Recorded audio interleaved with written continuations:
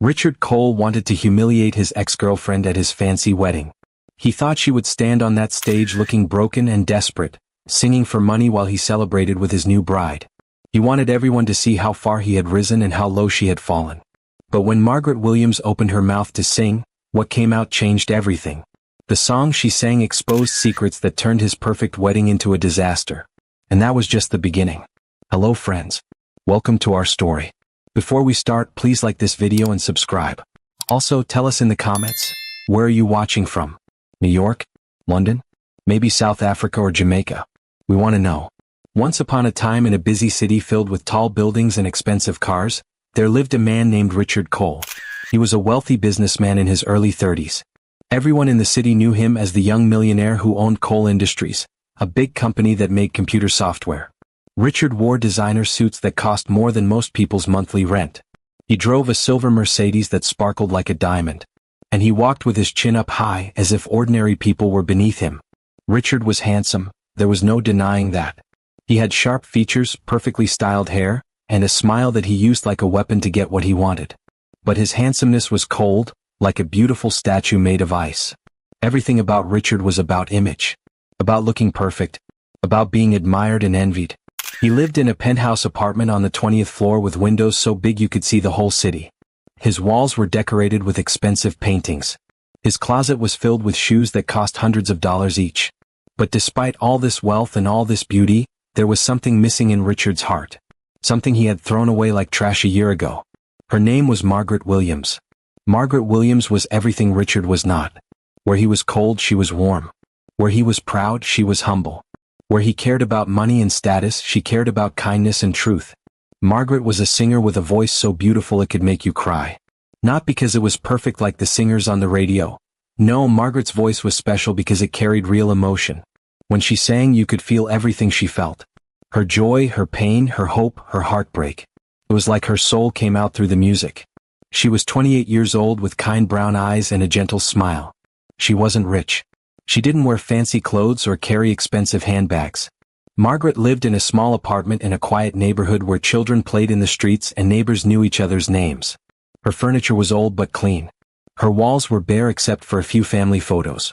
But somehow her little home felt warmer than Richard's expensive penthouse ever did.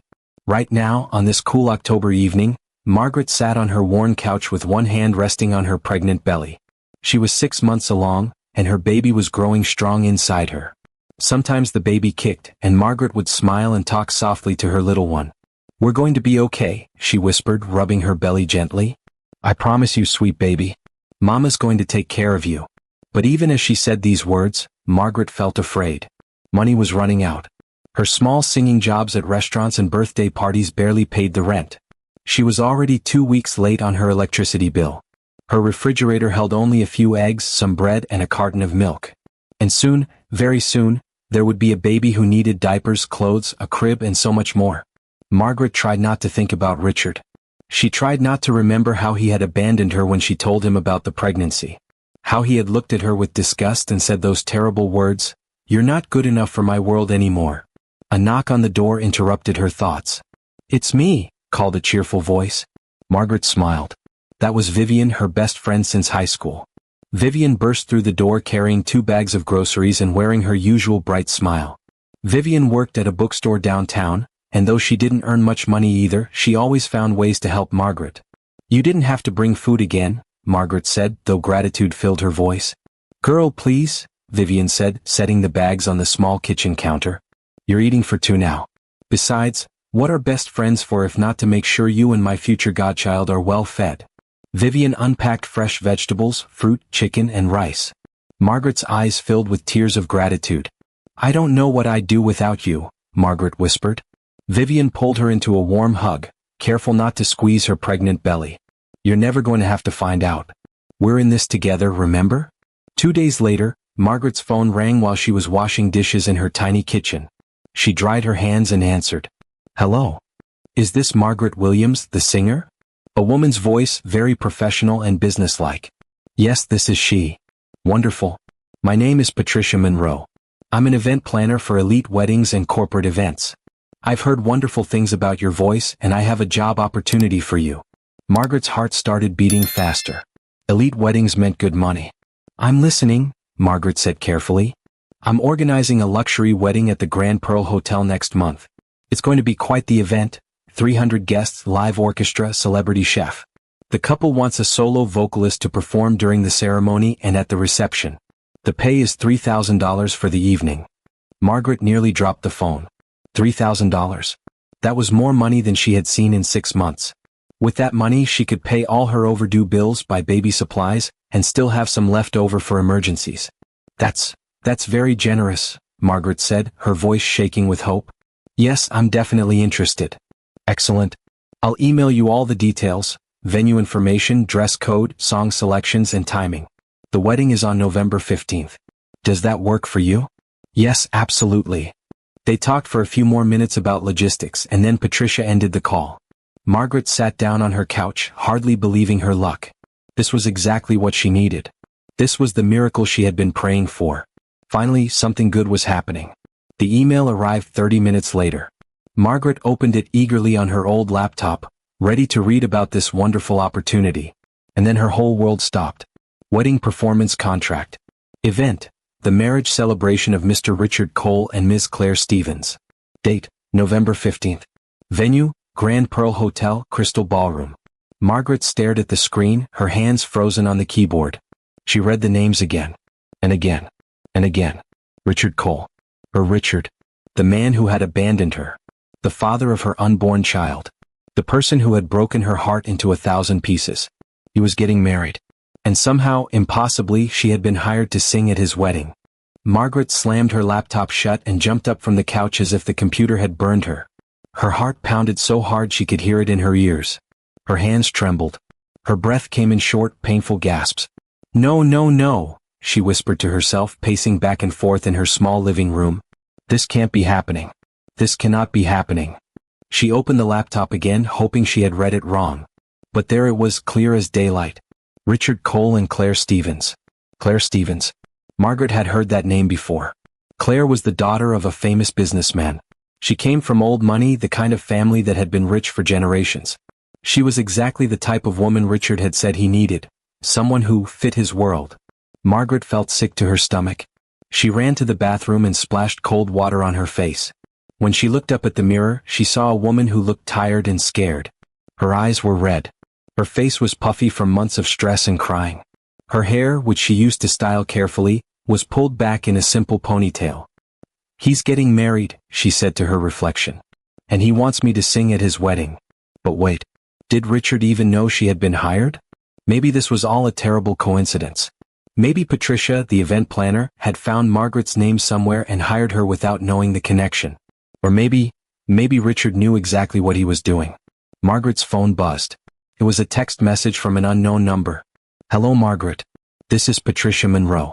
Just wanted to confirm, you received the contract details, yes? Mr. Cole specifically requested a female vocalist with raw, emotional talent. Your demo recording was perfect for what he wanted. Please confirm your acceptance by tomorrow morning. Looking forward to working with you. Margaret's blood ran cold. Raw, emotional talent.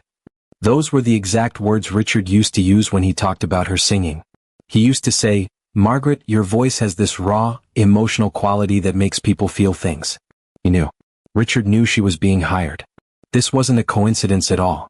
This was intentional. Margaret didn't sleep that night. She lay in bed staring at the ceiling, her mind spinning with questions and pain. Why would Richard do this? Was he trying to humiliate her? Did he want her to stand on that stage, pregnant with his child, while he celebrated marrying someone else?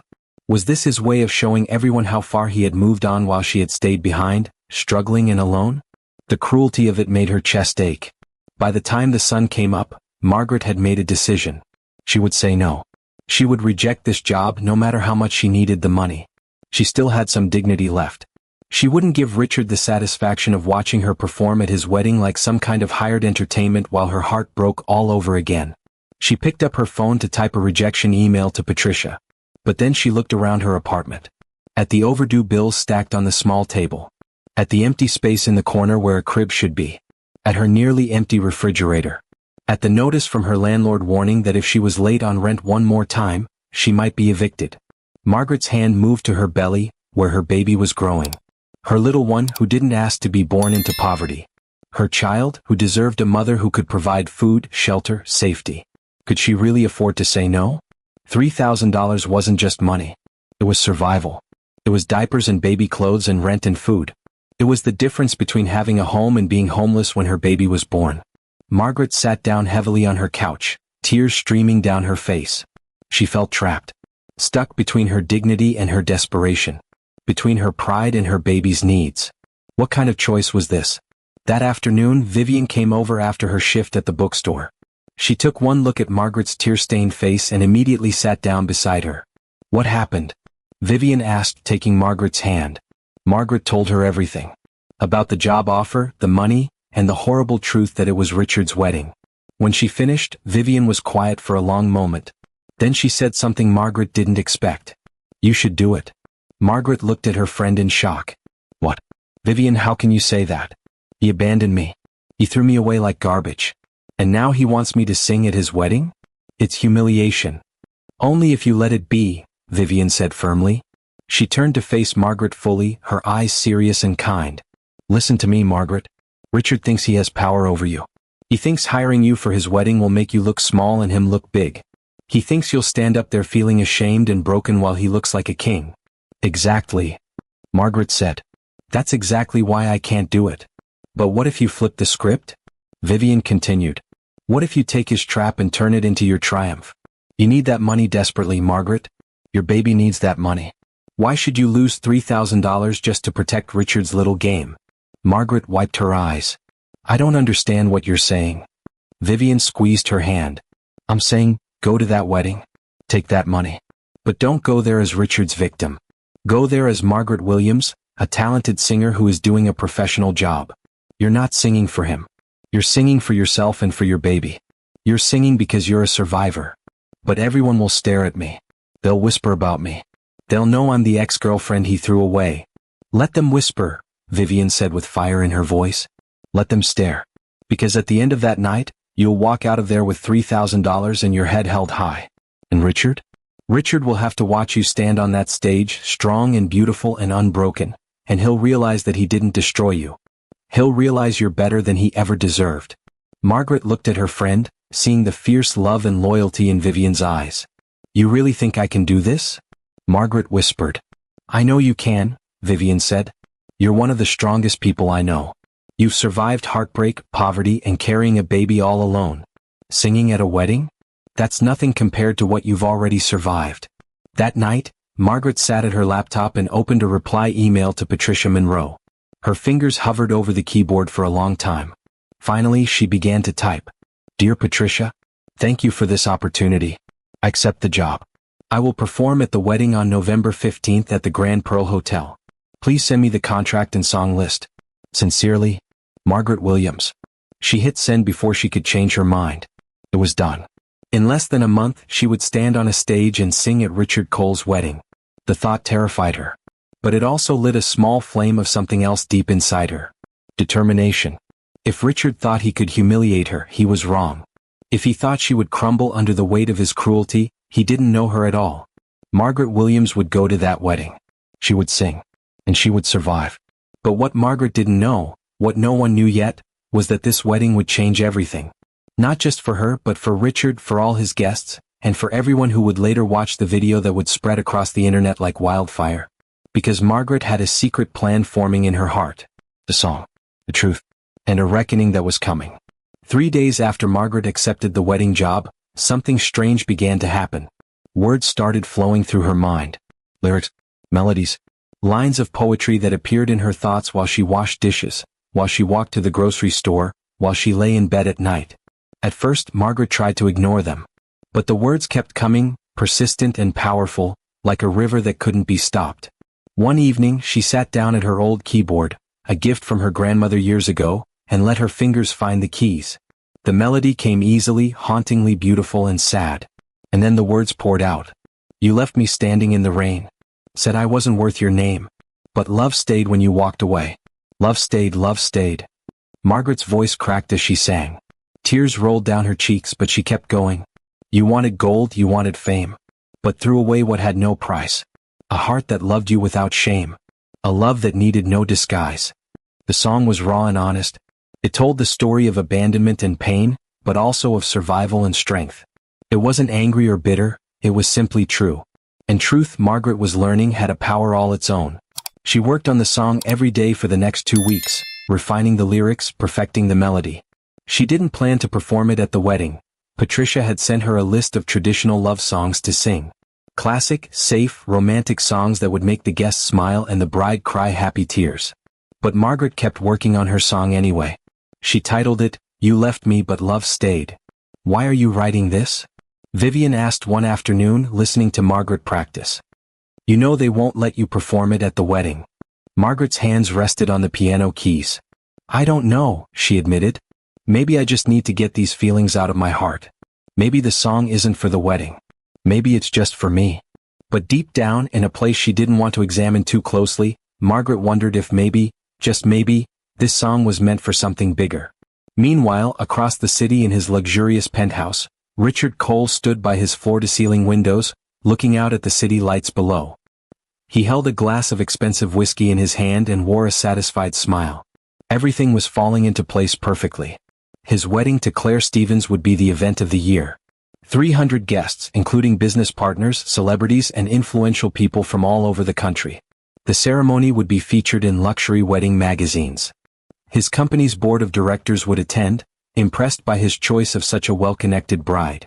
And Margaret would be there, singing like a hired servant while he celebrated his new life. Richard's friend Marcus walked over and stood beside him. Marcus was Richard's college roommate and the only person who knew about Margaret and the pregnancy. "I still don't understand why you hired her," Marcus said, shaking his head. "Man, that's cold. Even for you." Richard took a sip of his whiskey. "She needs the money, doesn't she? I'm actually being generous. $3,000 is more than she'd make in months of singing at cheap restaurants. But you know it's going to hurt her, right? Singing at your wedding while she's pregnant with your kid?" Richard's jaw tightened. "That's not my kid. I made my position clear. I offered her money to take care of the situation and she chose not to. Her choices, her consequences." Marcus looked at his friend with something like disappointment. "You used to be different, man. You used to care about people. What happened to you?" "I grew up," Richard said coldly. "I realized that in this world you either win or you lose. You either rise to the top or get left behind. Margaret was holding me back. She came from nothing, had no connections, no status. Claire is different. Claire understands my world. She's an asset, not a liability." "And love?" Marcus asked quietly. "What about love?" Richard laughed, but it was a harsh sound without warmth. "Love is a fairy tale people tell themselves. What matters is success, power, and reputation. Everything else is just weakness." Marcus said nothing more. He simply looked at his friend and wondered when Richard had become this person. This cold, calculating man who measured people's worth by their bank accounts and social connections. But Richard didn't care what Marcus thought. He didn't care what anyone thought. In his mind, hiring Margaret was a stroke of genius. It sent a clear message to everyone. Richard Cole had moved on to bigger and better things. The past was behind him. He was untouchable. What Richard didn't know was that sometimes the past doesn't stay behind you. Sometimes, it shows up at your wedding with a song that exposes everything you've tried to hide. Claire Stevens sat in the bridal boutique, trying on her wedding dress for the final fitting. It was a magnificent gown, white silk with thousands of tiny crystals sewn into the bodice, a 10-foot train that flowed behind her like a waterfall. The dress cost $40,000 and it made her look like a princess. But Claire didn't feel like a princess. She felt uncertain. "You look absolutely stunning," said her mother, Victoria Stevens, an elegant woman with perfectly styled blonde hair and expensive jewelry on every finger. "Thank you, Mother," Claire said automatically.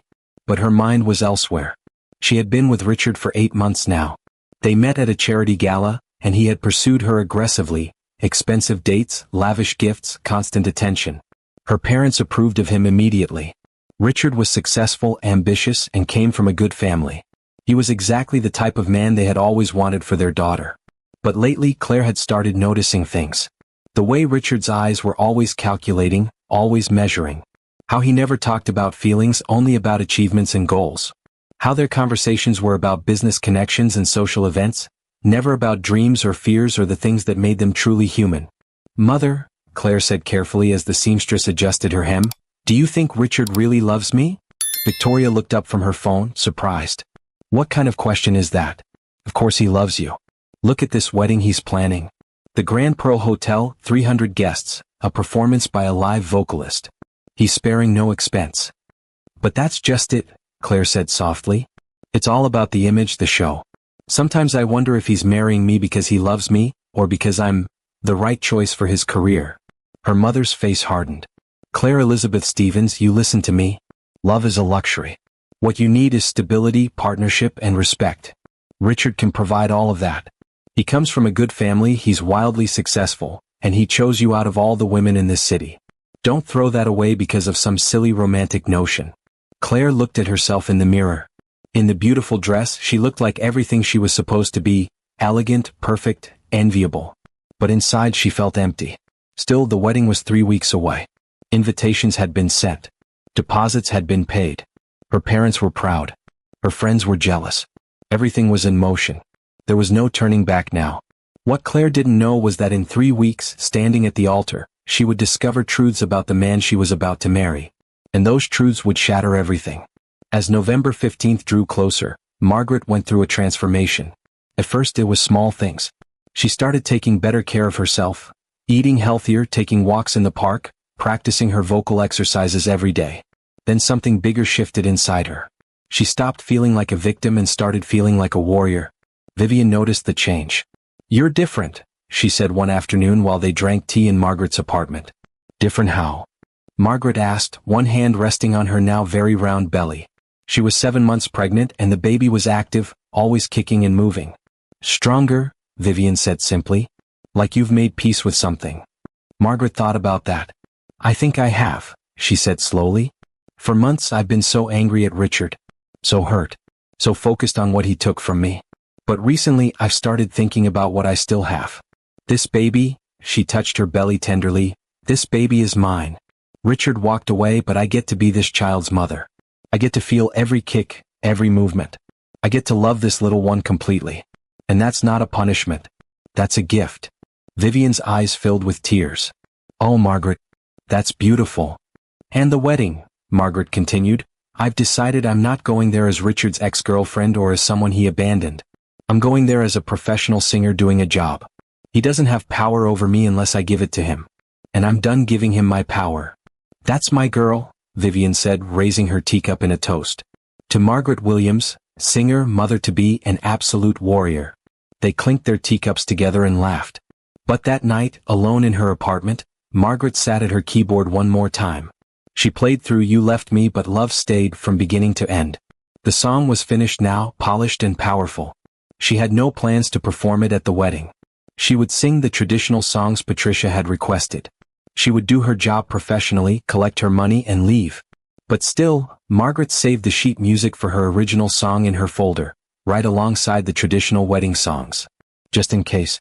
1 week before the wedding, Margaret received a large package at her door.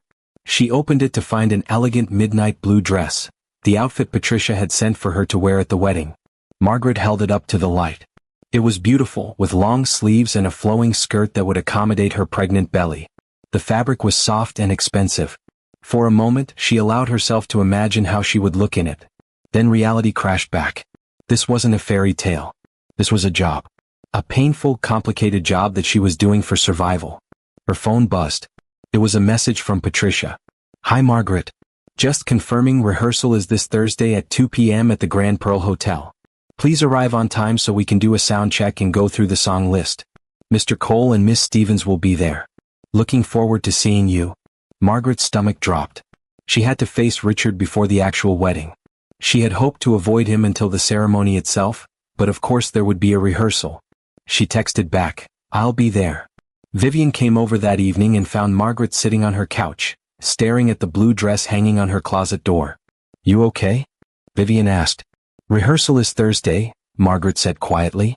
I have to see him, Vivian. I have to stand in front of Richard and pretend everything is fine. Vivian sat beside her. You can do this. Remember, you're not the same person he left. You're stronger now. Am I? Margaret's voice wavered. Or am I just pretending to be strong? Sometimes pretending to be strong is how you become strong, Vivian said wisely. You fake it until it becomes real. And Margaret, listen to me, You've been faking nothing. You've survived. You've carried a baby while working multiple jobs. You've kept a roof over your head with almost no money. You've turned pain into music. That's not fake strength. That's the real thing. Margaret nodded slowly, letting those words sink in. Now, Vivian said, standing up with determination, let's practice. I'll pretend to be Richard, and you practice looking at him without falling apart. For the next hour they rehearsed. Vivian played the role of Richard, cold, arrogant, dismissive. And Margaret practiced responding with grace and professionalism. Hello, Richard, Margaret said calmly, even though her hands shook. Again, Vivian instructed. Say it like you're a professional singer meeting a client, not an ex-girlfriend meeting the man who broke her heart. They practiced until Margaret could say Richard's name without her voice cracking. Until she could imagine standing near him without crying. Until the armor around her heart felt strong enough to protect her. Thursday afternoon arrived too quickly. Margaret stood outside the Grand Pearl Hotel, her hand resting on her pregnant belly. The building was massive and luxurious, with marble columns and golden doors. Doormen in fancy uniforms opened the doors for guests. Margaret had never felt more out of place in her life. She wore a simple black dress that stretched over her belly and comfortable flat shoes. Her hair was pulled back in a neat bun. She carried her folder of sheet music and tried to look confident. You can do this, she whispered to herself. You can do this. Inside, the hotel was even more impressive. Crystal chandeliers hung from high ceilings. The floors were polished marble that reflected the light like mirrors. Everything smelled expensive and perfect. A young woman in a business suit approached her. Margaret Williams? Yes, that's me. I'm Patricia Monroe. We've spoken on the phone. Thank you so much for coming. Let me take you to the crystal ballroom where the ceremony will be. Patricia led Margaret through long hallways decorated with gold-framed paintings and fresh flowers. Finally, they reached two enormous doors. The bride and groom are already inside with the wedding planner and the minister, Patricia said. Ready? No, Margaret thought. I'm not ready. I'll never be ready. But she nodded and said, yes. Patricia pushed open the doors. The crystal ballroom took Margaret's breath away. It was enormous, with 30-foot ceilings and massive windows that let in streams of golden sunlight. White chairs were arranged in perfect rows. A stage stood at the front with a grand piano and microphone stand. Flowers were everywhere, white roses, orchids, and lilies. And standing near the stage, talking with an older woman who must have been the wedding planner, was Richard Cole. Margaret's heart stopped. He looked exactly as she remembered, tall, handsome, perfectly dressed in an expensive suit. His hair was styled immaculately. His watch caught the light and sparkled. He was laughing at something the wedding planner said, looking completely relaxed and happy. He looked like a man who had everything he wanted. Like a man with no regrets and no conscience. Then Richard turned and saw Margaret. For just a moment, less than a second, something flickered across his face. Surprise? Guilt? Recognition? Margaret couldn't tell. But just as quickly, his expression became smooth and neutral, like a mask sliding into place. Ah, he said, his voice carrying across the ballroom. The entertainment has arrived. The entertainment. Not Margaret. Not even the singer. The entertainment.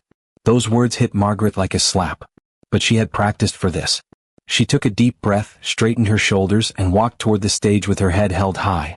Hello, she said, her voice calm and professional. I'm Margaret Williams, the vocalist for your ceremony. Richard's eyes flickered down to her pregnant belly, then quickly away. Yes, we've heard good things about your voice. Patricia, shall we get started with the sound check? He didn't acknowledge that he knew her. Didn't mention their past. Acted as if she were a complete stranger hired for a job. Margaret felt something inside her shift. She had been worried about breaking down in front of him, about crying or losing her composure. But now, watching him pretend she meant nothing, she felt something different. Anger. Not the hot, explosive kind. But cold, clear anger that made her think with absolute clarity, I'm going to survive this. And more than that, I'm going to show him that he didn't break me. Richard, darling, the florist is asking about, oh. A beautiful blonde woman in a designer dress walked into the ballroom and stopped when she saw Margaret. This had to be Claire Stevens, the bride. Claire was everything Margaret was not.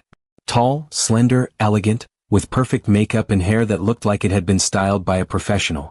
Her dress probably cost more than Margaret's entire wardrobe. Diamond earrings sparkled at her ears. She looked at Margaret's pregnant belly, and a small frown appeared on her flawless face. And who is this? Claire asked, though her tone suggested she already knew Margaret wasn't part of their social circle. "This is the singer," Richard said quickly. "Margaret Williams. She'll be performing at the ceremony." Claire's eyes swept over Margaret from head to toe, taking in the simple dress, the pregnant belly, the worn shoes. Margaret could see the judgment in those eyes. "I see," Claire said coolly. "Well, I hope you know appropriate wedding songs. Nothing too emotional or personal. We want elegant and traditional." "Of course," Margaret said, keeping her voice steady. "I have the song list right here." She held up her folder. Patricia jumped in cheerfully. "Margaret comes highly recommended. Her voice is absolutely beautiful. Shall we do a sound check?" For the next 30 minutes, Margaret sang through the traditional wedding songs while a sound technician adjusted the microphone levels. She sang Ave Maria, and the wedding song, and At Last. Her voice filled the enormous ballroom, rich and pure and heartbreakingly beautiful. Despite herself, Claire looked impressed. Even Richard, standing with his arms crossed at the back of the room, seemed to be listening carefully. When Margaret finished, there was a moment of silence. Then Patricia started clapping. "Wonderful. Just wonderful. You're going to be perfect." Richard walked toward the stage, his face unreadable. He stopped a few feet away from Margaret and looked at her directly for the first time. "Your voice is still good," he said quietly so only she could hear. "I'm glad you're able to work. I'm sure you need the money." The cruelty in those words, masked as concern, made Margaret's hands clench. But she smiled sweetly and said just as quietly, "Thank you for the opportunity, Mr. Cole. I'm very grateful." She emphasized Mr. Cole, making it clear she was treating him as a stranger, a client, nothing more. Something flashed in Richard's eyes. Was it annoyance? But he turned away without another word. After the rehearsal ended, Margaret gathered her sheet music and headed toward the exit. Her heart was pounding and she felt exhausted, but she had done it. She had survived seeing Richard without falling apart. She was almost to the ballroom doors when she heard footsteps behind her. "Excuse me? Miss Williams?" Margaret turned to find Claire standing there, alone. Up close, Margaret could see that despite all her beauty and elegance, Claire looked tired. There were tiny worry lines around her eyes that makeup couldn't quite hide. "Yes," Margaret said carefully. Claire hesitated as if choosing her words carefully. "Your voice really is remarkable. Where did you train?" "I didn't go to a fancy music school if that's what you're asking," Margaret said, trying not to sound defensive. "I learned from my grandmother and from singing in church." "I wasn't trying to insult you," Claire said softly. "I genuinely meant it as a compliment. There's something in your voice, something real and raw that trained singers sometimes lose." Margaret didn't know what to say to that. Claire looked down at Margaret's pregnant belly. "When are you due?" "February," Margaret answered. "You're first." "Yes." An awkward silence fell between them. Then Claire said something unexpected. "Can I ask you something? And please be honest." Margaret's heart started racing. "Okay." Claire's perfect composure cracked just slightly. Do you think Richard is a good man?" The question hung in the air between them like a bomb waiting to explode. Margaret stared at Claire, completely shocked by the question. Her mind raced. What should she say? Should she tell this woman the truth, that Richard was the father of her baby? That he had abandoned her when she needed him most? That he was cruel and selfish and cared only about money and status? But looking at Claire's face, Margaret saw something she hadn't expected. Doubt. Fear. And underneath all that expensive makeup and perfect hair, a woman who was already questioning her own choice. "Why are you asking me that?" Margaret said carefully. Claire glanced back at the ballroom doors, making sure they were alone. "I don't know. Maybe because you're the first person I've met today who doesn't seem impressed by him. Everyone else treats Richard like he's perfect. My parents, my friends, the wedding planners. But you, when you looked at him, I saw something different in your eyes." Margaret's throat felt tight. "What did you see?" "Recognition," Claire said quietly. "Like you've seen the real him. The person behind the expensive suits and charming smile." Margaret wanted to scream the truth. She wanted to tell Claire everything. But she also knew that wasn't her place. Claire was an adult making her own choices. And more practically, if Margaret told the truth now, she might lose this job. She might lose the $3,000 that meant survival for her and her baby. So instead, Margaret said carefully, "I think only you can answer whether Richard is a good man. I'm just the singer. I don't know him well enough to judge." It was technically true. And it was also a complete lie. Claire studied Margaret's face for a long moment. Then she nodded slowly. You're right. I shouldn't be asking a stranger to help me decide about my own wedding. I'm sorry. That was inappropriate.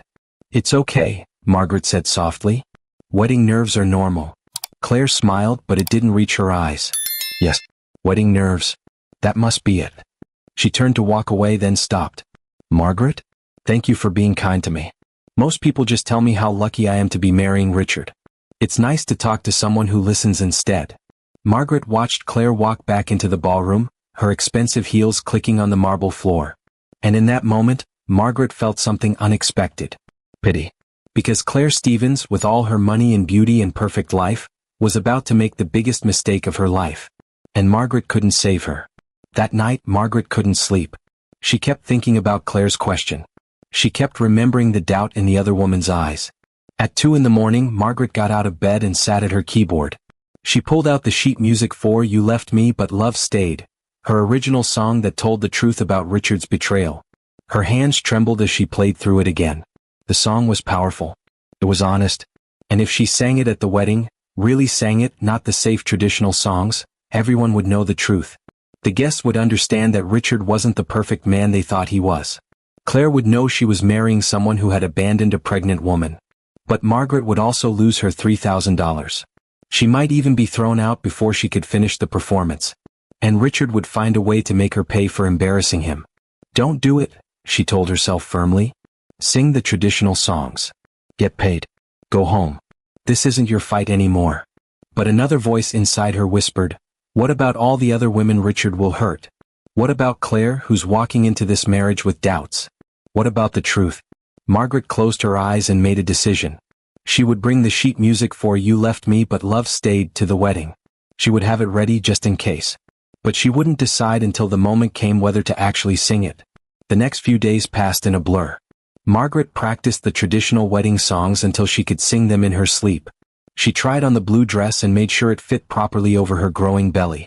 She prepared herself mentally for the hardest performance of her life. Vivian came over the night before the wedding with Chinese takeout and moral support. How are you feeling? Vivian asked, unpacking containers of fried rice and sweet and sour chicken. Terrified, Margaret admitted, but also ready. Does that make sense? Perfect sense, Vivian said. You're scared, but you're not backing down. That's courage. They ate dinner together, and Vivian helped Margaret pick out simple jewelry to wear with the blue dress.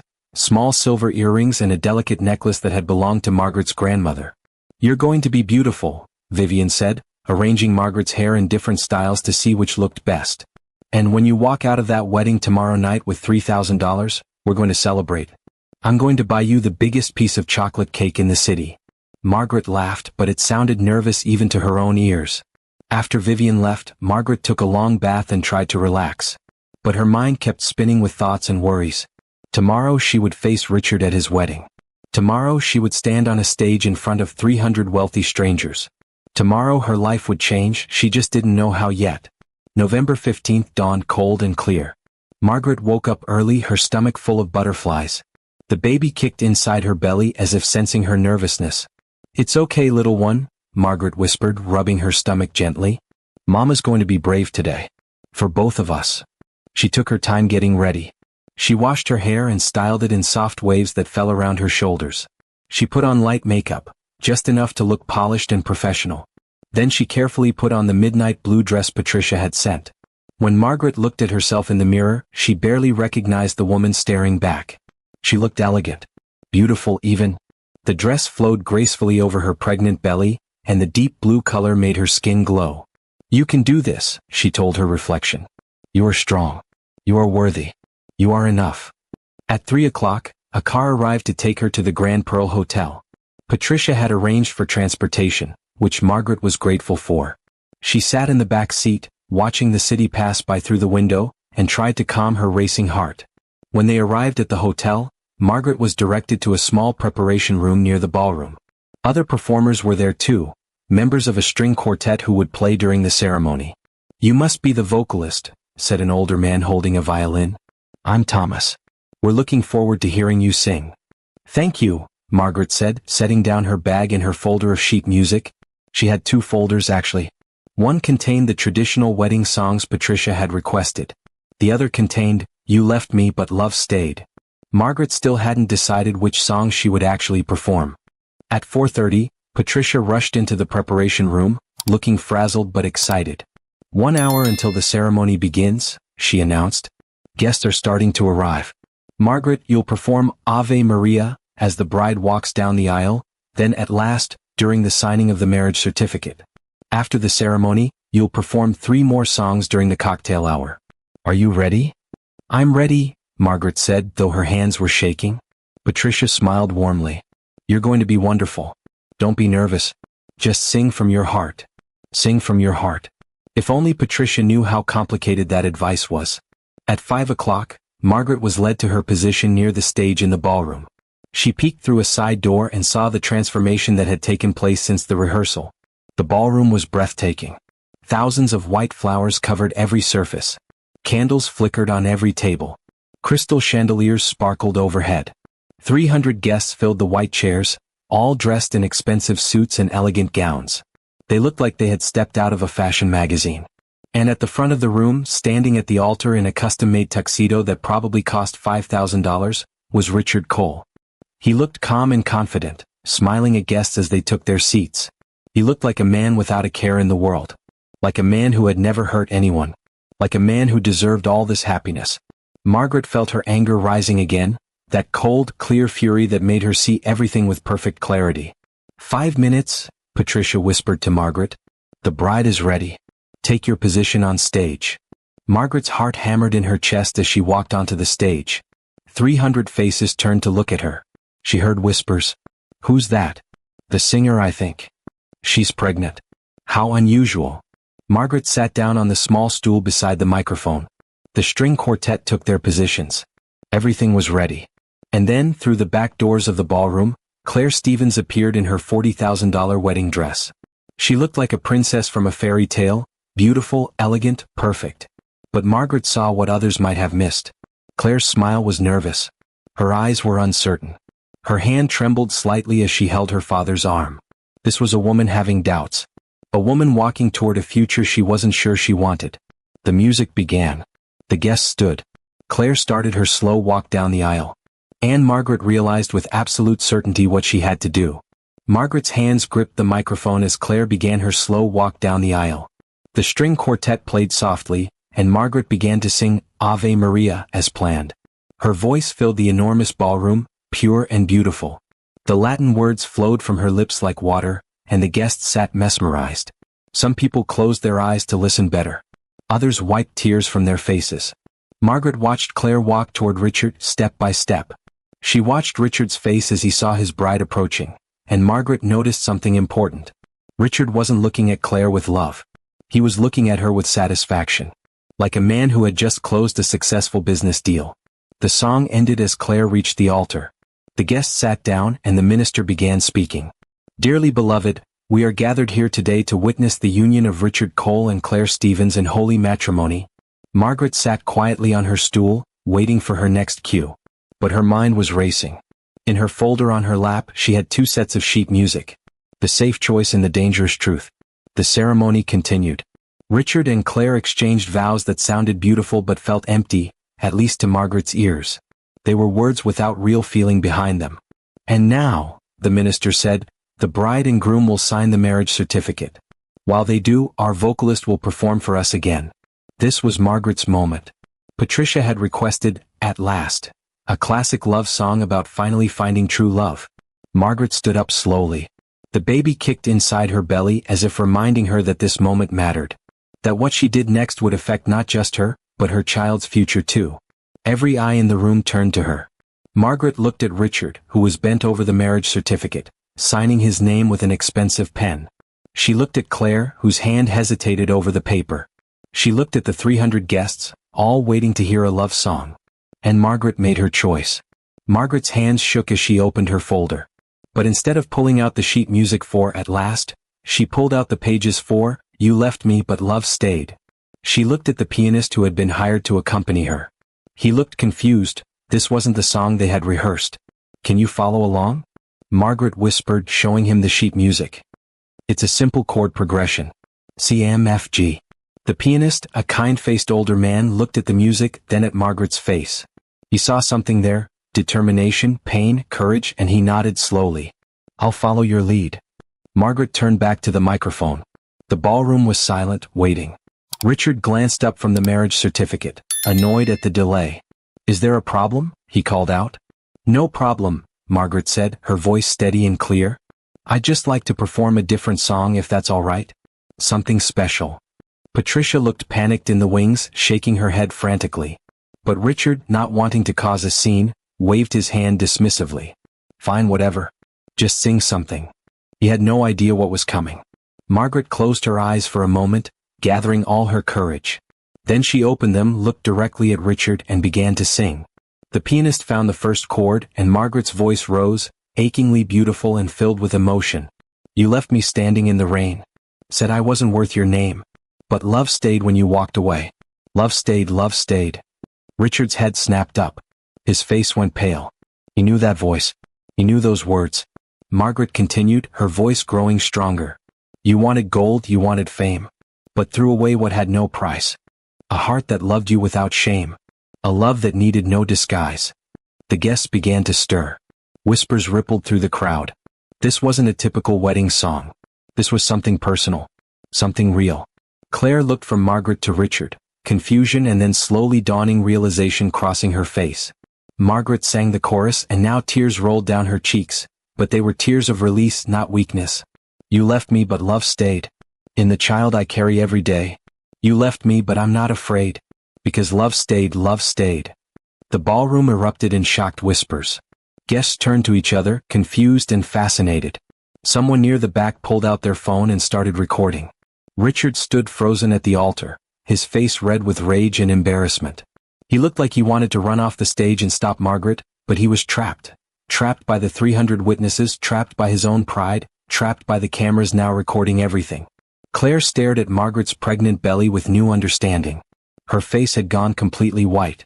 Margaret sang the second verse, her voice unwavering. You said I didn't fit your world? That I was just a simple girl? But darling, I'm not standing still. I found my strength, I found my will. Stop this. Richard finally shouted, breaking protocol. Stop singing right now. But Margaret didn't stop. She was beyond stopping now. The truth was pouring out of her like a river that had been dammed up too long. You thought that you could walk away. Leave me broken, make me pay. But every night and every day. Love stayed, love stayed. Patricia ran onto the stage trying to stop the performance, but the pianist kept playing. He had heard the truth in Margaret's voice and he wasn't going to abandon her now. Margaret reached the bridge of the song, and her voice soared to its most powerful. I'm not singing this for pity. I'm not singing this for pain. I'm singing so the world can see that love is stronger than your shame. The guests were standing now, some in shock, others in tears. Women in the audience were crying openly. Several people were recording on their phones. Claire had stepped back from the altar, her hand over her mouth, the marriage certificate unsigned. Richard looked like a man watching his entire life collapse in front of him. Margaret sang the final chorus, putting everything she had into it, all her pain, all her strength, all her truth. You left me but love stayed. In the child I carry every day. You left me but I'm not afraid. Because love stayed, love stayed. Love stayed, love stayed.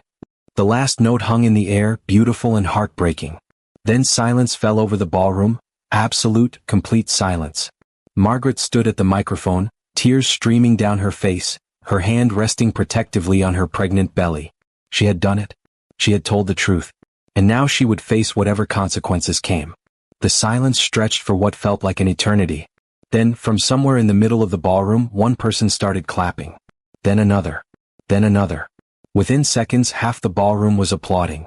Not polite wedding applause, but real, emotional, powerful applause. Some people were crying as they clapped. Others were shouting words of encouragement. Brave. Beautiful. Tell your truth, sister. Richard stood at the altar, his face a mask of fury and humiliation.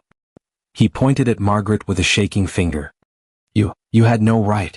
This is my wedding. My day. How dare you? But his words were drowned out by the applause and the chaos that had erupted in the ballroom. Claire turned to Richard, her voice icy and controlled despite her tears. That baby she's carrying. Is it yours? Richard opened his mouth then closed it. The guilt on his face was answer enough. Is yours? Claire repeated, her voice rising. Claire, listen to me. Richard reached for her, but she stepped back sharply. Don't touch me, she said, her voice breaking. You told me you'd never been in love before. You told me I was your first real relationship. You lied to me. She was nothing. Richard shouted, losing his composure completely. She was just a girlfriend from before I became successful. She didn't matter. Those words, she didn't matter, hung in the air like poison. Margaret felt something inside her break and heal at the same time. Because now everyone could see who Richard really was. The mask had fallen completely away. Claire looked at Richard like she was seeing him for the first time. Really seeing him, not the charming businessman, not the successful millionaire, but the cruel, selfish man underneath. You got her pregnant and abandoned her, Claire said slowly, as if testing the words. And then you hired her to sing at our wedding. What kind of person does that? Claire, you're overreacting, Richard tried, but his voice sounded desperate now. Overreacting? Claire's laugh was bitter. I'm standing at the altar about to marry a man who treats women like they're disposable, who abandons pregnant girlfriends, who lies and manipulates and cares only about his image. She looked down at the unsigned marriage certificate. I was having doubts all week, and now I know why. She picked up the expensive pen, the one Richard had used to sign the certificate, and dropped it on the floor. I'm not signing this, Claire said clearly. This wedding is over. The ballroom erupted in gasps and shouts. Richard's face went from red to purple with rage. You can't do this, he shouted at Claire. Think about what you're throwing away. Think about our families, our plans, everything you wanted, Claire corrected him coldly. I'm done being a trophy wife for a man who doesn't know how to love. She turned to Margaret, still standing on the stage. Thank you for your honesty. You saved me from making the biggest mistake of my life. Then Claire gathered up her expensive wedding dress and walked down the aisle, away from Richard, away from the altar, away from a marriage that would have destroyed her. Her mother ran after her, crying out in protest about the scandal, the embarrassment, what people would think. But Claire kept walking and she didn't look back. The ballroom descended into chaos. Guests were standing, talking loudly, some rushing toward the exits, others clustering in groups to gossip about what they had just witnessed. Phones were everywhere, recording, photographing, texting, posting. Richard stood alone at the altar, abandoned by his bride, exposed in front of everyone who mattered in his business and social world. His carefully constructed image was crumbling like a sandcastle hit by a wave. Security guards appeared, along with hotel management, trying to restore order. Patricia, the event planner, looked like she might faint. The minister quietly slipped away, clearly wanting no part of the drama. Margaret remained on the stage, frozen. The adrenaline that had carried her through the performance was fading, and now reality was crashing in. What had she done? She had just destroyed a wedding in front of 300 people. Richard's eyes locked on Margaret, and the hatred in them made her take a step back. He started moving toward the stage, his fists clenched. You, he hissed, pointing at her. You ruined everything. You vindictive, selfish. But before he could reach Margaret, someone stepped between them. It was Marcus, Richard's friend from earlier. The one who had questioned Richard's decision to hire Margaret. That's enough, Richard, Marcus said firmly. Walk away. Don't make this worse than it already is. She destroyed my wedding. Richard shouted, his voice cracking. She humiliated me in front of everyone. No, said a voice from the crowd. An older woman in an elegant dress stepped forward. You humiliated yourself. That young woman simply told the truth. And we all saw how you reacted, with anger and excuses, not remorse. Other guests murmured in agreement. Margaret realized with surprise that most of the people weren't angry at her. They were angry at Richard. The baby is yours, isn't it? Marcus asked Richard quietly. Richard's silence was answer enough. Marcus shook his head in disgust. You're my friend, Richard. Or at least I thought you were. But I don't know this person you've become. This man who abandons pregnant women and then humiliates them for sport. He turned to Margaret. Miss Williams, I'm sorry for what you've been through. Margaret couldn't speak. Tears were streaming down her face, and she felt overwhelmed by everything that had just happened. Everyone, please give the young lady some space, said a commanding voice. A distinguished-looking man in his 60s pushed through the crowd. He wore an expensive suit and carried himself with authority. Margaret didn't know who he was, but clearly everyone else did. The guests stepped back respectfully. The man climbed onto the stage and stood beside Margaret. That was the bravest thing I've seen in a long time, he said quietly to her. Then he turned to address the crowd. I'm Robert Harrison, for those who don't know me. I'm on the board of directors at Cole Industries. Richard's face went even paler. I came to this wedding to celebrate what I thought was a union between two good people, Mr. Harrison continued. Instead, I witnessed something far more valuable, the truth. This young woman showed more courage and integrity in 5 minutes than many of us show in a lifetime. He looked directly at Richard. Richard Cole, as of this moment, I'm calling for an emergency board meeting to discuss your position as CEO. A man who treats people this way, who lies and manipulates and shows no remorse, that's not someone who should be leading our company. Murmurs of agreement rippled through the crowd. Several other board members nodded. Richard looked like he'd been struck. You can't do this to me. I built that company. I made it what it is today. And you may have just destroyed it with your behavior, Mr. Harrison said coldly. Character matters, Richard. And today, everyone here saw your true character. Mr. Harrison turned back to Margaret. Miss Williams, I believe you were promised payment for your performance today. I'll personally ensure you receive it, along with a substantial bonus for your courage. He pulled out his wallet and handed Margaret a business card. Please contact my office. And if you're interested, I know several reputable venues and events that would be honored to have a singer of your caliber and integrity. Margaret took the card with shaking hands. Thank you, she whispered. No, thank you, Mr. Harrison said. You reminded us all that truth and courage still matter. Patricia approached the stage cautiously, looking torn between professional duty and genuine concern. Margaret, I don't know what to say. I had no idea about your history with Mr. Cole. If I had known. It's not your fault, Margaret said quietly. You were just doing your job. Still, I feel terrible. Patricia glanced at Richard, who was now surrounded by angry board members and disappointed guests. For what it's worth, what you did took incredible courage. And your voice, your song, it was the most powerful thing I've ever heard at a wedding. Margaret managed a weak smile. I should probably leave now. Let me help you, Patricia said. Come on, I'll take you out the back way to avoid the crowd. As Patricia led Margaret off the stage and toward a side exit, several guests stopped her. You were amazing. That song was beautiful. Thank you for your honesty. Where can we hear more of your music? Margaret was overwhelmed. She had expected anger and judgment.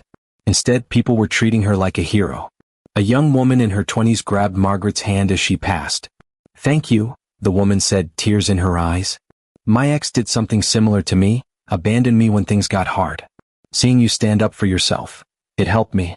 It really helped me. Margaret squeezed the woman's hand. You're stronger than you know, she told her. As they reached the back exit, Margaret heard Richard's voice one last time shouting across the ballroom, You'll regret this. I'll make sure no one ever hires you again. You'll be sorry you ever. But his threats were drowned out by the voices of people defending Margaret, telling Richard to be quiet, to take responsibility, to grow up. Patricia opened the back door and cool evening air rushed in. I've called a car for you, she said. It should be here any minute. Thank you, Margaret said. For everything. Patricia hesitated, then pulled an envelope from her bag. This is your payment. $3,000 as promised. Mr. Harrison also added a $2,000 bonus. She pressed the envelope into Margaret's hands. You earned every penny and more. $5,000. Margaret stared at the envelope, hardly believing it. With this money, she could pay her bills for months. She could buy everything the baby needed. She could breathe for the first time in so long. The car is here, Patricia said as a black sedan pulled up. Margaret walked out into the cool November evening, clutching the envelope to her chest. Behind her, she could still hear the chaos of the disrupted wedding, shouting, crying, angry voices. But as Margaret climbed into the car and the driver pulled away from the Grand Pearl Hotel, she felt something unexpected. For the first time since Richard had abandoned her, Margaret felt truly free. The car dropped Margaret off at her apartment building. She climbed the stairs slowly, exhausted from the emotional roller coaster of the evening. All she wanted was to collapse on her couch, call Vivian, and process everything that had happened. But when she reached her floor, she found Vivian already there, waiting outside her apartment door with her phone in her hand and an expression of shock on her face. Margaret. Vivian rushed over. Oh my God, Margaret, are you okay? What happened? The internet is exploding. What do you mean? Margaret asked, fumbling for her keys. Vivian held up her phone. You're everywhere. Someone recorded your performance and posted it online. It's already been shared thousands of times. Millions of people have watched it in just the last 2 hours. Margaret's hands froze. What? They went inside and Vivian pulled up the video on her phone. There was Margaret standing on the stage in her blue dress, singing, "You left me but love stayed." The video had been shot from somewhere in the middle of the ballroom, and it captured everything. Margaret's emotional performance, Richard's horrified reaction, Claire walking away, the standing ovation. The caption read, "Bride walks out. Singer exposes groom's betrayal at luxury wedding. The most powerful 5 minutes you'll ever watch." Below the video, thousands of comments scrolled past. "This woman is a queen. The courage it took to do this. I'm crying. This is the most beautiful and heartbreaking thing I've ever seen. That man is disgusting. I hope karma destroys him. Where can I download this song? I need it in my life." This gave me chills. Her voice is incredible. Margaret sat down heavily on her couch, staring at the phone in disbelief. Millions of people? And it's still spreading, Vivian said, scrolling through different social media platforms. It's on Twitter, Instagram, Facebook, TikTok, everywhere. People are calling you the wedding truth singer. There are news articles being written. Entertainment sites are trying to find out who you are. Margaret's phone started buzzing. Then it wouldn't stop. Text messages, calls, notifications, all flooding in at once. "Turn it off," Margaret said, suddenly feeling panicked. "I can't deal with this right now. I need a minute to think." Vivian turned off Margaret's phone and sat beside her, putting an arm around her shoulders. "It's okay. Breathe. Just breathe." Margaret took several deep breaths, trying to process everything. In the span of a few hours, her entire life had changed. She had confronted Richard, exposed the truth, walked away with $5,000, and somehow become an internet sensation. "Is this real?" Margaret whispered. "Did all of that really just happen?" "It happened," Vivian confirmed. "And Margaret, you did something amazing. You told your truth and it resonated with millions of people. Do you know how many women have been abandoned, betrayed, told they weren't good enough? Your story is their story. You gave voice to their pain." Margaret looked at her friend. "I didn't mean to become famous. I just wanted to survive." "I know," Vivian said gently. "But sometimes the most powerful movements start with one person being brave enough to speak up. You were that person tonight." Margaret barely slept that night. Every time she closed her eyes, she saw flashes of the wedding, Richard's angry face, Claire walking away, the 300 witnesses watching her sing. Her mind replayed the events over and over until she felt dizzy. When morning light finally crept through her curtains, Margaret got up and made herself a cup of tea. Her baby kicked gently inside her belly and she rubbed the spot with her hand. "Well, little one," she whispered, "your mama did something crazy last night. I hope when you're older you'll understand why." Vivian had stayed overnight on the couch, and she woke up to find Margaret staring out the window. "How are you feeling?" Vivian asked, stretching. "Scared," Margaret admitted. "What if Richard tries to sue me? What if he really does ruin my career? What if—" "Stop," Vivian said firmly. "You can't live in what if. Let's focus on what is. You have $5,000. You told the truth. And the whole world is on your side." "The whole world doesn't pay my rent," Margaret said, but she smiled a little. Vivian picked up her phone and gasped. "Margaret, you need to see this. The video has been viewed over 20 million times now. And look, there are job offers in your email." Margaret turned her phone back on, and immediately it started buzzing with notifications. Her email inbox was flooded with messages. "Wedding venue in California wants to book you for 3 events." "Record label interested in discussing a contract." "Talk show wants to interview you." "Women's empowerment organization wants you to speak at their conference." Margaret scrolled through the messages, her hands shaking. This can't be real. These have to be fake. But Vivian was checking the sender addresses. They're real, Margaret. These are legitimate companies and organizations. Your story touched people. They want to hear more from you. Across the city, Richard Cole sat in his penthouse apartment, which suddenly felt too big and too empty. His phone had been ringing nonstop since last night. Board members, business associates, his parents, reporters. He had stopped answering hours ago. The video of the wedding disaster was everywhere. His name was trending on social media, but not in the way he had always dreamed. Instead of being celebrated as a successful businessman, he was being called the heartless groom and the man who abandoned his pregnant ex. Marcus had texted him once, "You need to make this right. Apologize publicly. Show some remorse. It's your only chance." But Richard couldn't bring himself to do it. Apologize? To Margaret? In front of the whole world? His pride wouldn't allow it. His lawyer called again. Richard finally answered. "Richard, we need to talk about damage control," the lawyer said. "The board is meeting today to discuss your position. Several major clients have called to express concerns. Your reputation is—" "I know what my reputation is," Richard snapped. "I've seen the internet. I don't need you to tell me." "Then you know you need to act fast. A public apology might help. Taking responsibility for your actions. Maybe reaching out to Margaret Williams to offer support for the child. She did this to herself." Richard shouted. "She chose to humiliate me at my own wedding. Why should I apologize?" There was a long silence on the other end of the line. Then his lawyer said quietly, "Because you abandoned a pregnant woman, Richard. Because you tried to humiliate her first by hiring her for your wedding. Because everything she said in that song was true, and the whole world knows it. Your only chance of saving anything is to show genuine remorse. But I'm starting to think you're not capable of that." The lawyer hung up. Richard threw his phone across the room where it hit the wall and clattered to the floor. Later that morning, Margaret received a phone call from a number she didn't recognize. She almost didn't answer, but something made her pick up. "Hello? Is this Margaret Williams?" asked a warm, professional woman's voice. "Yes, this is she. My name is Diana Foster. I'm a music producer and artist manager. I've been watching your video, along with the rest of the world, and I'd love to talk to you about your future." Margaret's heart started racing. "My future. You have an incredible voice, Margaret. But more than that, you have a story that resonates with people. Authenticity like yours is rare in the music industry. I think you could have a real career, recording albums, performing at major venues, inspiring people with your music." I don't know what to say," Margaret stammered. "I'm 7 months pregnant. I'm living in a tiny apartment. I'm not some polished professional singer." "That's exactly why you're special," Diana said. "People are tired of perfect and polished. They want real. They want honest. They want someone who's lived through pain and came out stronger. That's you, Margaret." Margaret sat down, feeling overwhelmed. "This is all happening so fast. Yesterday I was just trying to survive. Today people are calling me about record deals." "I understand it's overwhelming," Diana said kindly. "You don't have to decide anything today.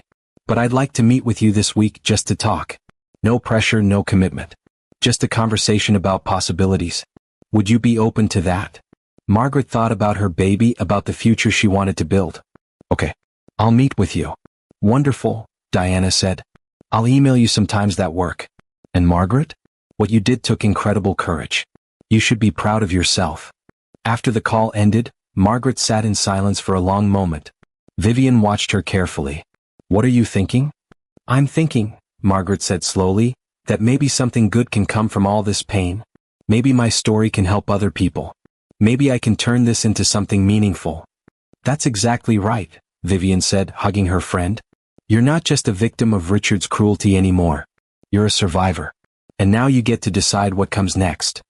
That afternoon, Richard Cole walked into the coal industry's boardroom for the emergency meeting. He had put on his most expensive suit, styled his hair perfectly, and prepared a speech about how the wedding incident was a personal matter that had nothing to do with his business capabilities. But the moment he saw the faces of the board members, he knew he was in trouble. Robert Harrison sat at the head of the table, his expression stern and disappointed. 8 other board members sat around the table, and none of them looked friendly. "Richard, sit down," Mr. Harrison said. Richard took his seat, trying to project confidence he didn't feel. "I assume you all saw the video," Richard began, attempting to control the narrative.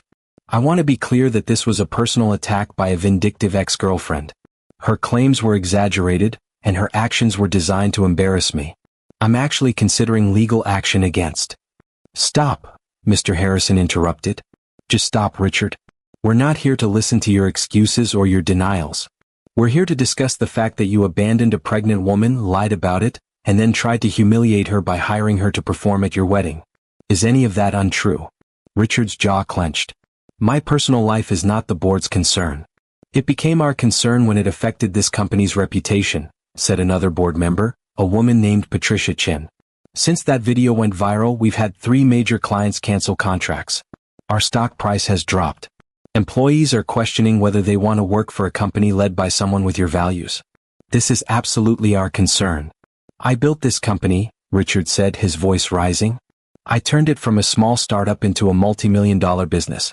One personal mistake shouldn't erase all of that. Abandoning a pregnant woman isn't a mistake, Mr. Harrison said quietly. It's a character flaw. And character matters, Richard. Leadership isn't just about profits and growth. It's about integrity, about how you treat people when no one's watching. You failed that test spectacularly. Richard looked around the table, seeing the same judgment on every face. So what are you saying? You're firing me? From my own company? The company hasn't been yours since you took it public and brought on investors, Patricia Chin reminded him. You're the CEO, but you serve at the pleasure of this board.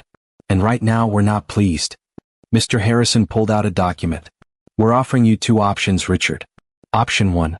You resign as CEO effective immediately. You'll receive a severance package and remain a shareholder, but you'll have no leadership role. Option 2.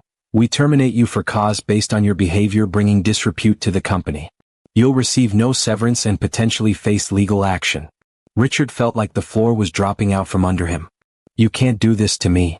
We can and we are, Mr. Harrison said. You have 24 hours to decide which option you prefer. But either way, your time as CEO of Coal Industries is over. 3 days after the wedding disaster, Margaret received a call that would change everything even more. Miss Williams, this is Rebecca Zhang from The Morning Voice talk show. We'd love to have you as a guest to tell your story in your own words. We want to give you a platform to speak your truth. Margaret hesitated. The video had already exposed so much of her private life. Did she really want to sit on national television and talk about the most painful period of her life? I don't know, Margaret said. I'm not looking for fame or attention. I just wanted to survive. I understand, Rebecca said gently. But here's the thing, Margaret. Your story is already out there, and right now, other people are controlling the narrative. Reporters are digging into your past, into Richard's past, making assumptions and spreading rumors. Wouldn't you rather tell your own story in your own words so people hear the truth directly from you? Margaret thought about that. Rebecca was right. Already she'd seen articles speculating about her motives, her background, whether she'd planned the whole thing as revenge. And there's something else, Rebecca continued. We've received thousands of messages from women who watched your video. Women who've been abandoned, betrayed, told they weren't good enough. They're asking to hear from you. They want to know how you found the courage to stand up for yourself. Your voice could help so many people, Margaret. Margaret looked down at her pregnant belly. Her baby was moving, doing little flips and kicks. In a few months, this child would be born. And Margaret wanted her child to grow up knowing that their mother was brave, that she spoke the truth even when it was hard. Okay, Margaret said. I'll do the interview. Wonderful. We'll send a car for you tomorrow at 9 a.m. And Margaret? Thank you for trusting us with your story. That evening, Vivian came over to help Margaret prepare for the interview. They went through Margaret's small closet, looking for something appropriate to wear on national television. Everything is either too casual or doesn't fit over my belly anymore, Margaret said, frustrated. Then we'll go shopping, Vivian declared. You're about to go on TV and tell your story to millions of people. You deserve to look amazing. They went to a nearby maternity store, and with some of Margaret's new money, they found a beautiful burgundy dress that made Margaret look elegant and confident. It fit perfectly over her pregnant belly and made her feel strong. Back at the apartment, Vivian helped Margaret practice answering potential interview questions. Why did you decide to sing that song at the wedding? Vivian asked, playing the role of interviewer. Margaret took a deep breath. Because I realized that staying silent was protecting Richard's lies. And I was tired of protecting someone who had hurt me so badly. I wanted the truth to be known. Good, Vivian said. But maybe add something about how you also did it for other women who've been in similar situations. Make it bigger than just your personal story. They practiced for 2 hours until Margaret felt more comfortable with her answers. But still, nervousness churned in her stomach. What if I cry on camera? Margaret worried. What if I can't get through it? Then you cry, Vivian said simply. There's nothing wrong with showing emotion. In fact, that's what made your song so powerful. You weren't afraid to be vulnerable. Don't hide that tomorrow. Margaret nodded, trying to absorb her friend's wisdom. And remember, Vivian added, squeezing Margaret's hand, you're not just speaking for yourself tomorrow. You're speaking for every woman who's ever been abandoned, betrayed, or told she wasn't enough. That's a powerful responsibility, but you're strong enough to handle it. The next morning, a sleek black car picked up Margaret and drove her to the television studio. Margaret had never been inside a TV studio before, and everything felt overwhelming. The bright lights, the cameras, the makeup artist who fussed over her face and hair. "You look beautiful," the makeup artist said, stepping back to admire her work. "The camera is going to love you." Rebecca Zhang came to greet Margaret in the green room before the show.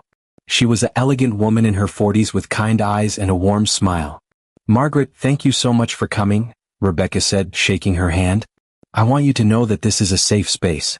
We're not here to ambush you or make you uncomfortable. We simply want to hear your story. If at any point you need to stop or take a break, just say so." "Okay." Margaret nodded, feeling slightly less nervous. "We're going to talk about your relationship with Richard, the pregnancy, the wedding, and what you've been going through since the video went viral," Rebecca explained. "Just speak from your heart and be honest. That's all you need to do." A production assistant knocked on the door. 5 minutes to air. Margaret's heart started pounding. This was really happening. In 5 minutes, she would walk onto that stage and share her story with millions of people. "You've got this," Rebecca said, giving Margaret's hand a reassuring squeeze. "Just remember, you're already the bravest woman I've met this year. Everything else is easy compared to what you've already survived." The studio audience applauded as Margaret walked onto the stage, her burgundy dress flowing around her pregnant belly. She sat down across from Rebecca, trying to steady her breathing. "Welcome to The Morning Voice," Rebecca said to the camera. "Today we have a very special guest." 3 days ago, a video went viral showing a wedding singer exposing her ex-boyfriend's betrayal during his ceremony. That video has now been viewed over 50 million times and has sparked a global conversation about honesty, betrayal, and courage. Please welcome Margaret Williams. The audience applauded again, and Margaret managed a small smile and wave. "Margaret, thank you for being here," Rebecca began gently. "I know this hasn't been an easy week for you. How are you doing?" Margaret took a breath. "Honestly, I'm overwhelmed. A week ago, I was just trying to pay my rent and prepare for my baby. Now my face is all over the internet and I'm sitting on your show. It's a lot to process." "Let's start at the beginning," Rebecca said. "Tell us about your relationship with Richard Cole. How did you two meet?" Margaret settled into her chair and began to tell the story. She talked about meeting Richard 2 years ago, about their relationship, about how charming and attentive he had been at first. "When did things change?" Rebecca asked. "When I got pregnant," Margaret said, her voice soft but steady. "I thought Richard would be happy or at least supportive. But instead, he looked at me like I had just ruined his life. He told me I wasn't the right fit for his world anymore.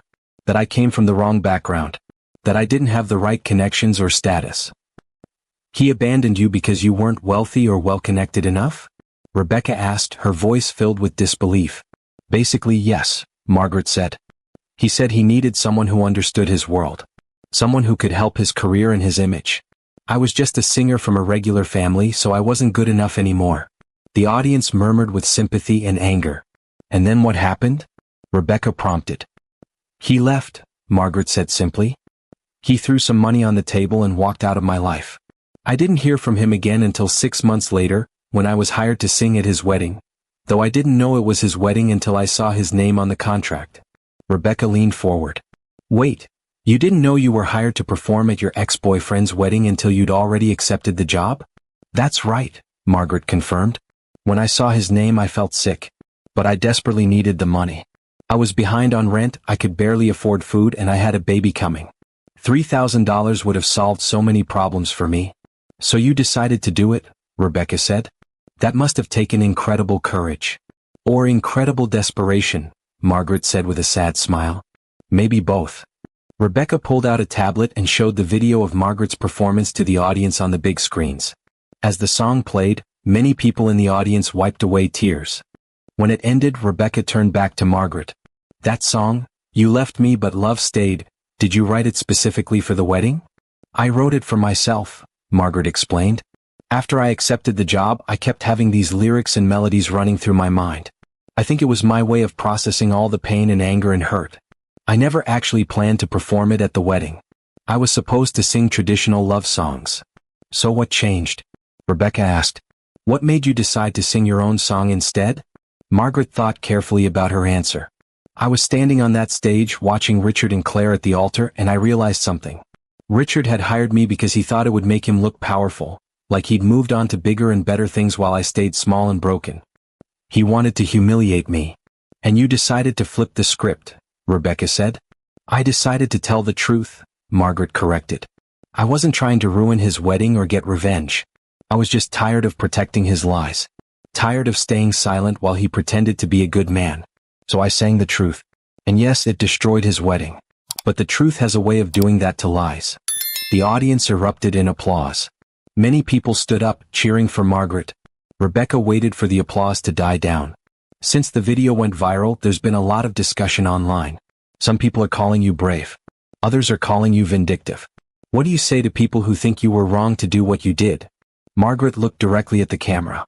I understand why some people might see it that way. But I want to ask them this. If someone hurt you, abandoned you, and then tried to humiliate you, wouldn't you want to defend yourself? Wouldn't you want the truth to be known? I didn't do anything except tell my story through a song. If that made Richard look bad, maybe it's because his actions were bad. Rebecca nodded thoughtfully. Let's talk about Claire Stevens, Richard's bride. She walked away from the wedding after hearing your song. Have you spoken to her since that day? Margaret shook her head. No, I haven't. But I want her to know something. She looked at the camera again. Claire, if you're watching this, I'm sorry your wedding day ended that way. I never wanted to hurt you. But I also think I might have saved you from making a terrible mistake. You deserve someone who loves you for who you are, not for what you can do for their image. I hope you find that person someday. The audience applauded again and Rebecca smiled warmly. That's very gracious of you. Now let's talk about what happens next for you. You're 7 months pregnant, you've become an overnight sensation, and I understand you've received numerous job offers. What are your plans? Margaret rubbed her belly gently. First, I'm going to have this baby and be the best mother I can be. That's my priority. But I've also been talking with a music producer named Diana Foster about possibly recording You Left Me But Love Stayed, and maybe writing more songs. I want to use my voice to help other women who've been through similar situations. If my story can give even one person the courage to stand up for themselves, then everything I went through will have been worth it. And Richard? Rebecca asked carefully. Have you heard from him since the wedding? No, Margaret said. And I don't expect to. Richard made it clear that he wants nothing to do with me or this baby. And honestly, I'm okay with that now. I used to think I needed him, that my baby needed a father. But I've learned that it's better to have no father than to have one who doesn't truly love you. My child will be surrounded by people who genuinely care, my friend Vivian, my family, and hopefully a community of supporters who believe in second chances and new beginnings. Rebecca leaned forward, her expression serious and kind. Margaret, I want to read you something. Since we announced you'd be on the show, we've received over 10,000 messages from viewers. May I share a few? Margaret nodded, her eyes already filling with tears. Rebecca picked up some printed papers. This one is from Sarah in Texas. I was abandoned by my boyfriend when I got pregnant 3 years ago. I felt so ashamed and worthless. Watching Margaret's video made me realize I had nothing to be ashamed of. His actions were shameful, not mine. Thank you, Margaret, for showing me that. Margaret wiped her eyes as Rebecca continued. This is from James in New York. I'm a single father raising my daughter alone after her mother left us. Margaret's courage reminded me that telling the truth, even when it's painful, is the right thing to do. I'm going to teach my daughter to be brave like Margaret. Rebecca read several more messages, from women who'd been betrayed, from single parents struggling to survive, from young people learning about integrity and courage. By the end, both Margaret and many audience members were crying. You've touched so many lives, Rebecca said softly. How does that feel? Overwhelming, Margaret admitted. And humbling. I never set out to be anyone's hero. I was just trying to survive. But if my pain can somehow help others heal, then maybe it wasn't all for nothing. Rebecca reached across and squeezed Margaret's hand. Before we end, is there anything else you'd like to say? Margaret looked directly at the camera, thinking about all the people watching. The ones who'd been hurt, the ones who felt worthless, the ones who were struggling to find their voice. I want to say this, Margaret began, her voice strong and clear. If you've ever been told you're not good enough, not worthy enough, not valuable enough, those are lies. You are enough exactly as you are. And if someone can't see your worth, that's their failure, not yours. Don't let anyone make you small to make themselves feel big. Stand up. Speak your truth. And remember, you are loved. You are valued. You are enough. The audience erupted in thunderous applause. People were standing, crying, cheering. Rebecca had tears streaming down her face. Ladies and gentlemen, Rebecca said when the applause finally quieted, Margaret Williams. Thank you for your courage, your honesty, and your beautiful message of hope. That same day across the city, Richard Cole sat in his now former office at Cole Industries, packing his personal belongings into boxes. He had chosen option 1, resignation with severance, because he couldn't face the humiliation of being fired. His assistant knocked on the door. "Mr. Cole? There's someone here to see you. He says it's important." "I'm not seeing anyone," Richard said bitterly. But Marcus walked in anyway. Richard's old friend looked tired and disappointed. "I just watched Margaret's interview on The Morning Voice," Marcus said. "Millions of people watched it, Richard. And you know what? She was gracious. She didn't trash you. She didn't try to destroy you further. She simply told the truth with dignity." "What do you want, Marcus?" Richard asked, not looking up from his packing. "I want to know if you feel anything," Marcus said. "Remorse? Guilt? Regret? Anything at all?" Richard was quiet for a long moment. Then he said, "I regret hiring her for the wedding. That was a mistake." "That's all you regret?" Marcus asked, incredulous. "Not abandoning a pregnant woman? Not lying to Claire? Not treating people like they're disposable?" Richard slammed a box down on his desk. "What do you want me to say, Marcus? That I'm sorry? That I'm a terrible person? Fine. I'm sorry. I made mistakes. Are you happy now?" "I don't believe you," Marcus said quietly. "Because real sorry means you try to make things right. Have you reached out to Margaret? Have you offered to support your child? Have you done anything except feel sorry for yourself?" Richard said nothing. Marcus shook his head. "You know what the saddest part is? You had everything: success, money, respect, people who cared about you.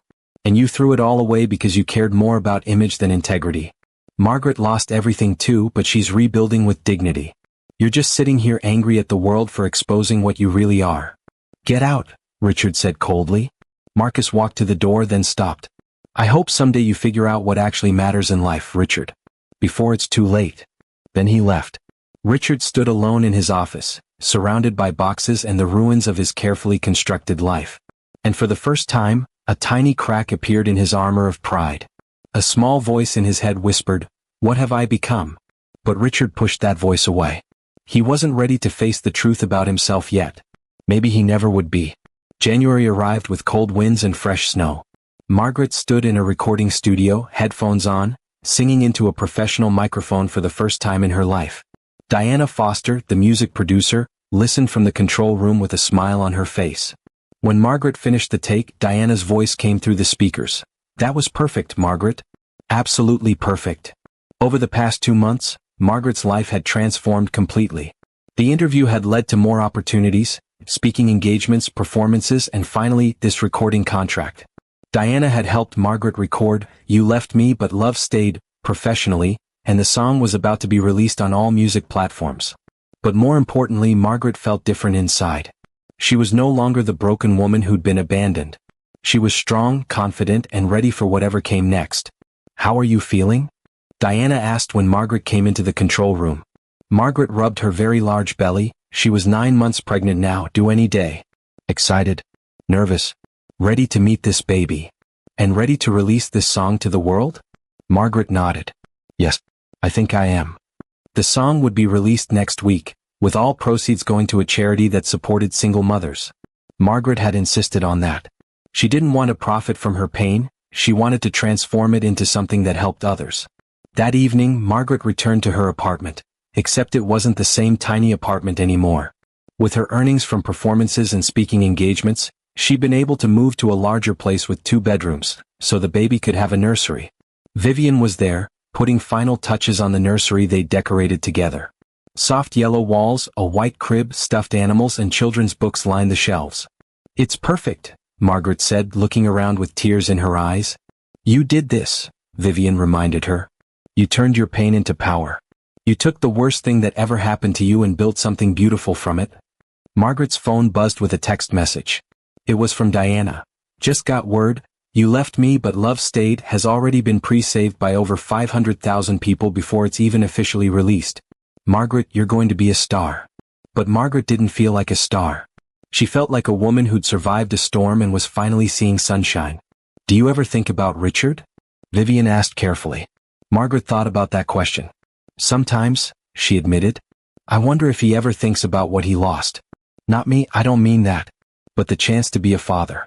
The chance to be part of something real instead of just chasing status and image." I feel sad for him, actually. He has so much money and success, but I don't think he has any joy. That's very mature of you, Vivian said. I'm going to be a mother soon, Margaret said, placing her hand on her belly. I need to let go of bitterness and anger. I want my child to grow up in a home filled with love, not resentment. 3 days later, at 2 in the morning, Margaret woke up with intense pain in her abdomen. Her water had broken. The baby was coming. Vivian rushed her to the hospital, and for the next 12 hours, Margaret labored to bring her child into the world. It was painful, exhausting, and terrifying, but also beautiful and miraculous. At 2:47 p.m. on January 15th, Margaret's baby was born. Except it wasn't one baby. Surprise? The doctor said with a huge smile.